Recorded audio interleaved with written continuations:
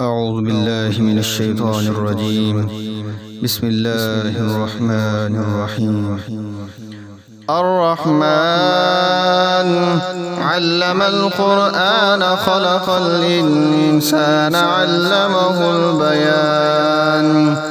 الشمس والقمر بحسبان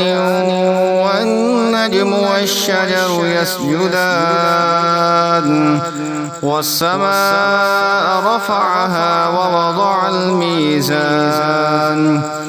ألا تطغوا في الميزان وأقيموا الوزن بالقسط ولا تخسروا الميزان والأرض وضعها للأنام فيها فاكهة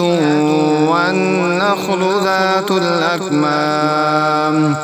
والحب ذو العصف والريحان فبأي آلاء ربكما تكذبان خلق الإنسان من صلصال كالفخار وخلق الجان من مارج من نار فبأي آلاء ربكما تكذبان رب المشرقين ورب المغربين فبأي آلاء ربكما تكذبان مرج البحرين يلتقيان بينهما برزخ لا يبغيان فبأي آلاء ربكما تكذبان يخرج منهما اللؤلؤ والمرجان فبأي آلاء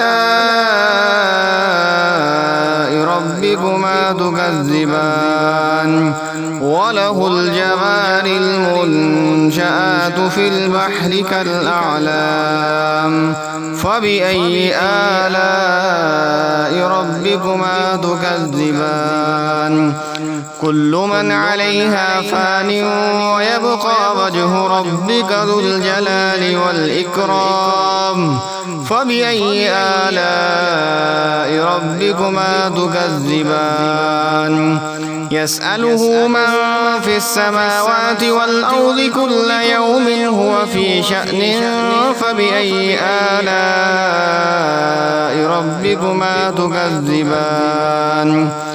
سنفرغ لكم أيها الثقلان فبأي آلاء ربكما تكذبان يا معشر الجن والإنس إن استطعتم أن تنفذوا من أقطار السماوات والأرض فانفذوا لا تنفذون إلا بسلطان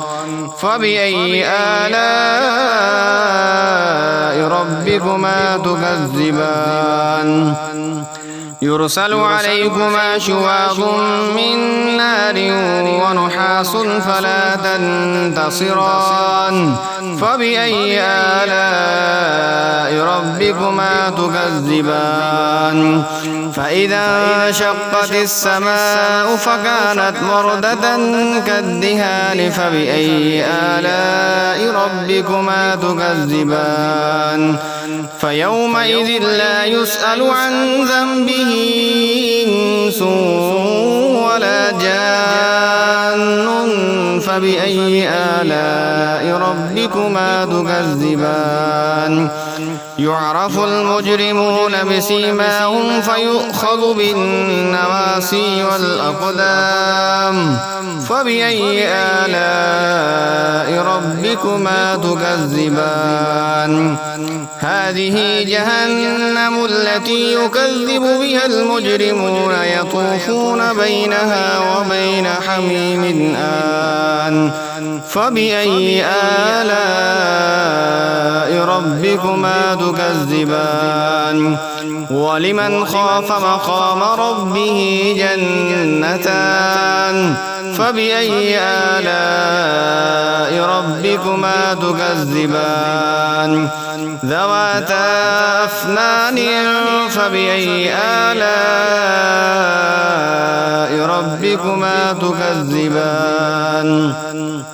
فيهما عينان تجريان فبأي آلاء ربكما تكذبان فيهما من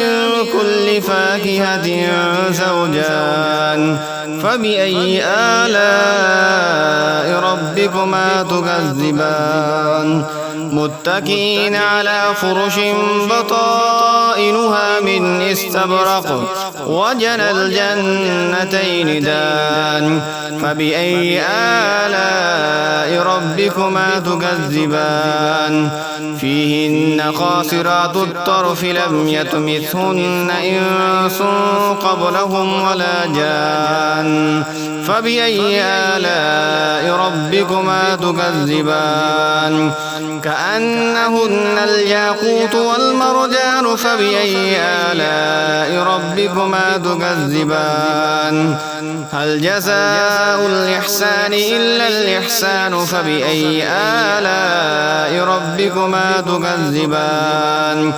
ومن دونهما جنتان فبأي آلاء ربكما تكذبان مدهامتان فبأي آلاء ربكما تكذبان فيهما عينان نضاختان فبأي آلاء ربكما تكذبان فيهما فاكهة ونخل ورمان فبأي آلاء ربكما تكذبان فيهن خيرات حسان فبأي آلاء ربكما تكذبان حور مقصورات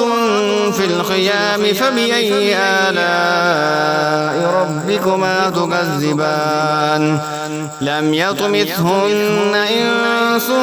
قبلهم ولا جان فبأي آلاء ربكما تكذبان متكئين على رفرف خضر وعبقري حسان فبأي آلاء ربكما تكذبان